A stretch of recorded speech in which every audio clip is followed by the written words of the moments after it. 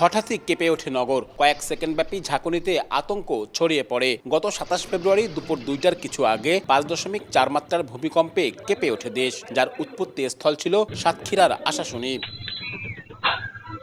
একসময় যাকে বলা হতো ভূমিকম্পের কম ঝুঁকির অঞ্চল, সেই দক্ষিণ পশ্চিমাঞ্চলেই এখন বাড়ছে কম্পন। খুলনা সহ আশেপাশের জেলাগুলোতে একের পর এক ভূমিকম্পে বাড়ছে উদ্বেগ। তথ্য বলছে সবশেষ এক মাসেই সাতক্ষীরায় হয়েছে ২টি ভূমিকম্পের উৎপত্তি। এছাড়া স্বল্পমাত্রার আরও ২টি ভূমিকম্পের উৎস ছিল যশোরের মনিরামপুর ও ঝিনাইদহের কালীগঞ্জে।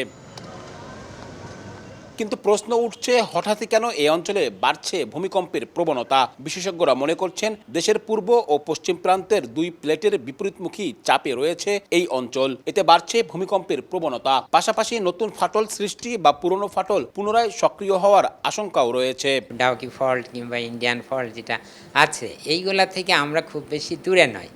এই ফল্টের কারণে এবং নতুন কোনো যদি ফল্ট দেখা যায় বা ফাটল দেখা যায়, সেই সমস্ত কারণে আমাদের এইসব এলাকায় ভূমিকম্প হতে পারে। ঝুঁকির আরেক দিক নগরায়ন। সুউচ্চ ভবনে ঢাকা পড়েছে খুলনা। গবেষণায় দেখা গেছে, গত ২৬ বছরে শহরের জলাভূমি কমেছে ১৭%, সবুজায়ন কমেছে ১১%, আর বসতি বেড়েছে প্রায় ২৮%। নগর পরিকল্পনাবিদরা বলছেন, সমন্বয়হীনতা ও নজরদারির অভাবে মানহীন ভবন নির্মাণ বাড়ছে। বিস্তৃত ভূতাত্ত্বিক গবেষণা, কঠোর নির্মাণ বিধিমালা ও পরিকল্পিত নগরায়ন ছাড়া ভবিষ্যতের ঝুঁকি এড়ানো কঠিন হবে।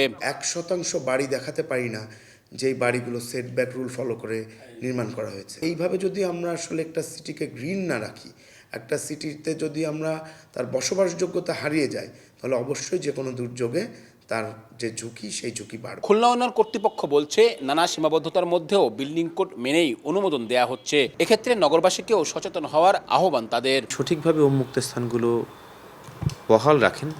যদি কখনো ভূমিকম্পর মাধ্যমে একটা বড় হ্যাজার্ডও তৈরি হয়, সেক্ষেত্রে রাষ্ট্রের যে সুযোগ সুবিধাগুলো আসলে বহাল আছে, সেই সুবিধাগুলো নিয়ে তাদেরকে ইভাকুয়েট করা বলেন, তারপরে হচ্ছে যে কোনোভাবেই হোক না কেন ওই যে দুর্যোগটা সামাল দেওয়ার যে ব্যাপারটা আছে, সরকারের কিন্তু সেই যে রিসোর্স আছে তাতে আসলে তাদের পক্ষে সম্ভব।